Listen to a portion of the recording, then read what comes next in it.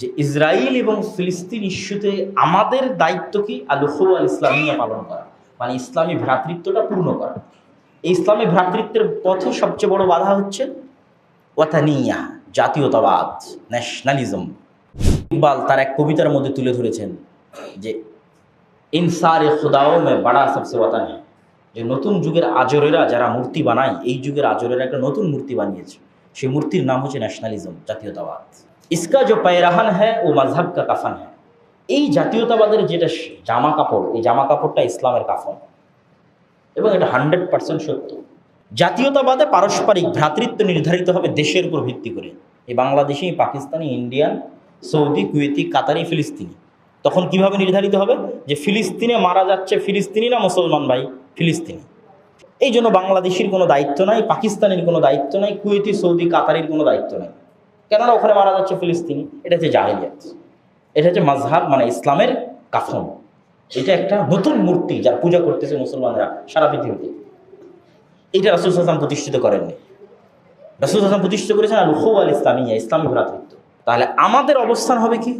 সেখানে মুসলমানেরা মাজলুম, অত্যাচারিত, আমাদের সাধ্য অনুযায়ী তাদের জন্য দোয়া করা, সহযোগিতার সাধ্যের মধ্যে কোনো পথ থাকলে সেই পথ অনুযায়ী সহযোগিতা করা। তাদের উপর অন্য কোনো মন্তব্য করে তাদের চাইতে যারা বড় জুলুম করতেছে তাদেরকে জাস্টিফাই করা কখনোই উচিত হবে না, কখনই না। এটাই হচ্ছে নিম্ন অন্তরের পরিচয়, ন্যারো মাইন্ডের পরিচয়।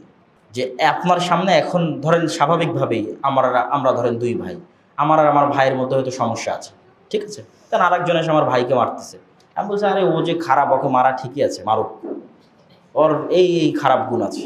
তাহলে আমি কত রকমের নিম্ন শ্রেণীর মানুষ, কত নিচু মন মাইন্ডের মানুষ, আমাকে যদি ফেরাউন জবাই না করে তো কাকে জবাই করবে? আরে আমার ভাইয়ের যেটা ভুল ত্রুটি আছে আমি পরে সংশোধন করব, কিন্তু যে আমার ভাইকে মারতে আসছে ও তো ওর চেয়ে বড় জালেম, ও তো গোটা দুনিয়ার সামনে 20 থেকে 21,000 মুসলমানের সন্তানকে জবাই করতেছে। আমি ওর উপর আগে আঘাত করবো কথা দিয়ে না, আমার ভাইকে আগে কষ্ট দিব যে খেতে পায় না, আমার ভাইকে আগে কষ্ট দিব যার খাবারের ব্যবস্থা নেই, থাকার জায়গা নেই, পানির ব্যবস্থা নেই, তাকে আঘাত করবো আমার কথা দিয়ে। কি জবাব দিব আমরা আল্লাহর দরবারে? একজন মুসলমানের মান সম্মান, ইজ্জত, ধন সম্পদ, জীবন আর এক মুসলমানের উপর হারাম। স্টপ। আগে তাদেরকে, যারা তাদের উপর জুলুম করতেছে, যদি আমাদের কিছু বলতে হয় তো তাদের বিরুদ্ধেই বলতে হয়। আর আমার ভাইয়ের যদি কোনো ভুল ত্রুটি থাকে সেটা দাওয়াতি কাজের মাধ্যমে সংশোধন করতে হবে, পিঠে হাত বুলিয়ে সংশোধন করতে হবে। কিন্তু তার মানে এই নয় যে তাকে আরেকজন এসে জবাই করে দিয়ে চলে যাবে আর এটার নাম ইসলাম, আর আমি বলবো যে হ্যাঁ ঠিকই আছে, ওর এই সমস্যা, ওকে মারছে ঠিকই আছে। তাহলে কি হবে? তাহলে হচ্ছে আমরা ওই যুগের বানু ইসরাইল, ফেরাউন আমাদের সন্তানদেরকে, ছেলে সন্তানদেরকে প্রকাশ্যে জবাই করবে। আজ ফিলিস্তিনে গাজাই করছে, কাল বাংলাদেশে করবে, গোটা মুসলিম বিশ্বে করবে। যেটা আল্লাহ নবী বলে গেছে যে তোমরা বানু ইসরাইলদের মতো হয়ে যাবে স্বভাব চরিত্র। আমরা ওই রকম। এই সব চরিত্র আসছে কোথায়? কলোনিয়াল সিস্টেম, ঔপনিবেশিক শাসন আমলে। আমরা যেমন 200 বছর ব্রিটিশের গোলামি করেছি, গোটা মুসলিম বিশ্বের 90% মুসলমানেরা গোলামি করেছে। আফ্রিকান কান্ট্রিগুলো ফ্রান্সের গোলাম ছিল, ইতালির গোলাম ছিল, এখনও আছে।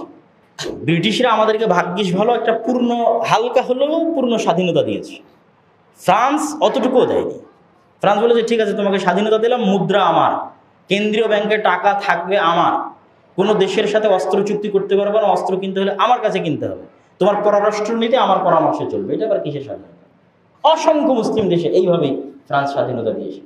মদিনায় যখন আমার ক্লাসমেট আফ্রিকান মুসলমানেরা তারা যখন ফরাসি ভাষায় কথা বলতো, যে তাদের ল্যাঙ্গুয়েজ ফরাসি, আমি মিলাতে পারতাম না, আফ্রিকান মুসলমান কেন ফ্রান্সের ভাষায় কথা বলবে? তখন ফ্রান্সে যাওয়ার পর আমাদের হিস্ট্রি, তাদের হিস্ট্রি পড়ার পর ক্লিয়ার যে আমরা কেন ইংরেজি বলি। ব্রিটিশরা আমাদের শাসন করতে তাই, ওদেরকে ফ্রান্স শাসন করতো। এই জন্য ফ্রান্সের রাজধানীর আইফেল টাওয়ারে যত মদ গাঞ্জা নিয়ে পড়ে আছে সব মুসলমান। কেন? 200 বছরের গোলামিতে স্বাভাবিক চরিত্র বিকৃত হয়ে গেছে। আর পড়াশোনা করে, শিক্ষা দীক্ষা করে টপ লেভেলে আছে কারা? সব সাদা চামড়ার।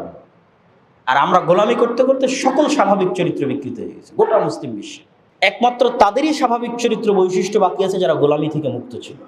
পাঠানদের গল্প শুনেন, যে পাঠানদের কাছে যদি আপনি স্বাভাবিক দাওয়াতও দেন, যে ভাই আজকে তোমার বাসায় আমার দাওয়াত থাকলো, যে যদি দাওয়াত মিস করেন তো গুলি করে উড়িয়ে দিবে।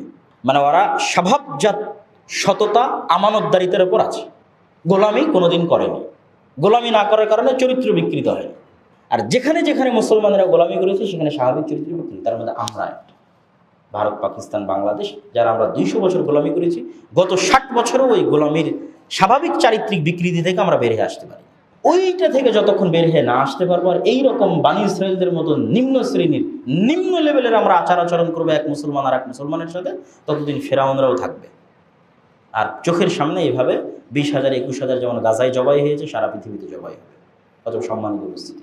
আমাদের নৈতিক এবং ইমানি দায়িত্ব হচ্ছে তাদের জন্য দোয়া করা, তাদের পক্ষে থাকা, সাধ্য অনুযায়ী তাদেরকে সহযোগিতা করা, এবং তাদের কোনো ভুল ত্রুটি থাকলে সেটা দাওয়াতি কাজের মাধ্যমে সংশোধন করার চেষ্টা করা।